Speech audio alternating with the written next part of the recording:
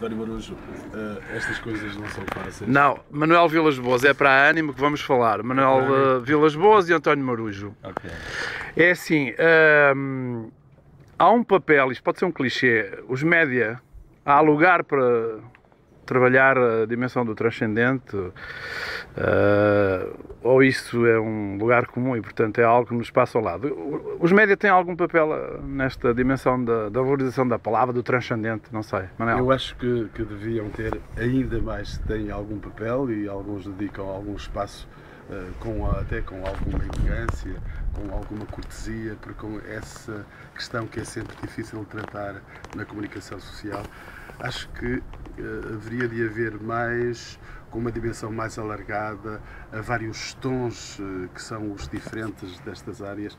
Já não temos apenas um Deus católico, um Deus cristão, temos um Deus, se é permitida a expressão, produzido por muitas outras expressões asiáticas. Vamos para o Médio Oriente, vamos para a Arábia, temos aí maneiras, fações diferentes de dizer.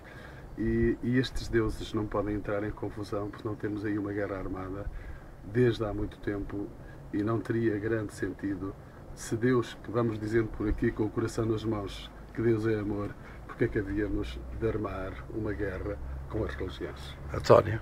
De acordo em absoluto com o que diz o Manel, eu acrescentaria, a partir de 3 exemplos, 2 ou 3 ideias.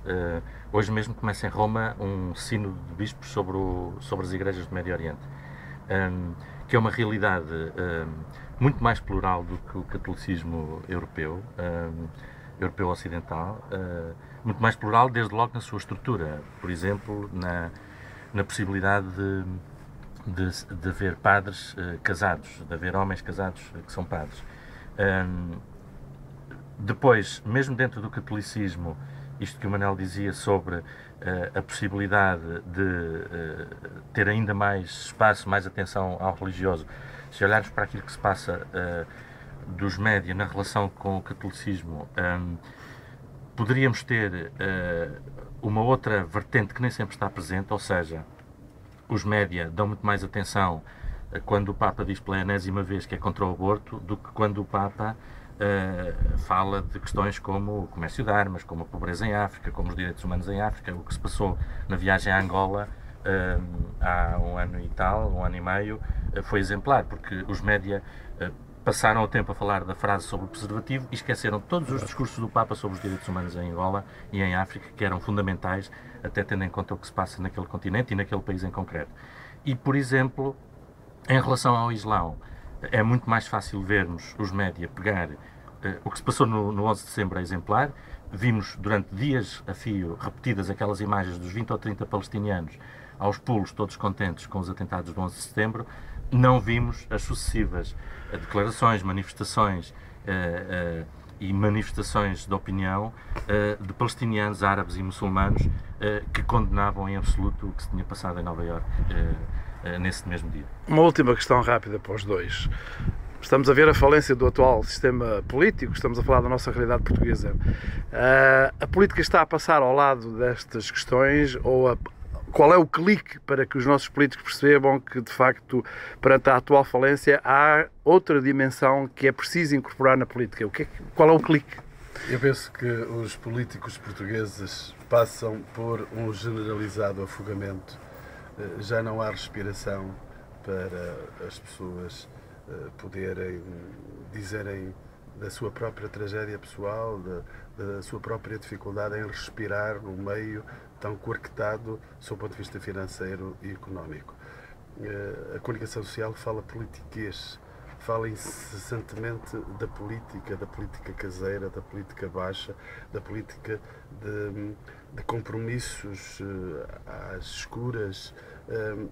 Talvez fosse necessário abrir mais portas, eu chamaria portas de esperança, para os políticos. Os políticos têm que ser capazes de gerir a coisa pública, mas têm que, ao mesmo tempo, não fazer perder o ânimo.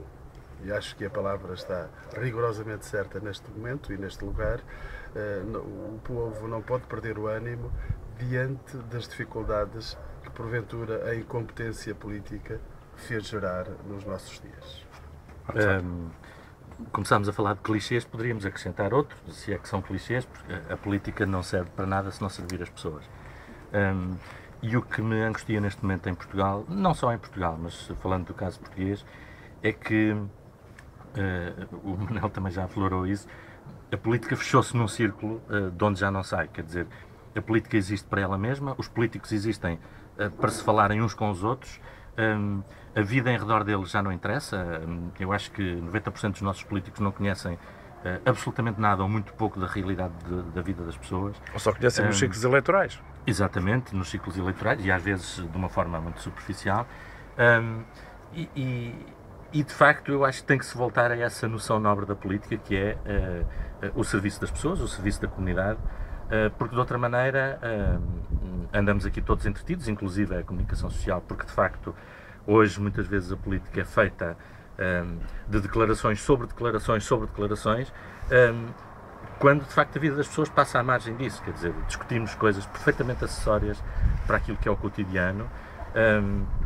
Bom, e depois temos aqui um problema gravíssimo que, na minha opinião, é preciso resolver, não só em Portugal, mas na comunidade internacional, que é esta impossibilidade que os cidadãos hoje têm de determinar os seus futuros e os seus cotidianos, porque quem manda hoje nas nossas vidas não são já os governos em que nós escolhemos pelo voto, nem os parlamentos, são os grandes grupos financeiros, os grandes poderes económicos deste mundo, que nós desconhecemos quem são, que nós não elegemos, que nós não votamos, e esse retorno à política, no sentido de poder controlar esses poderes de uma outra forma, através do voto ou da escolha dos cidadãos, é fundamental. Na linha do André, Deus vai ajudar-nos a ver claro.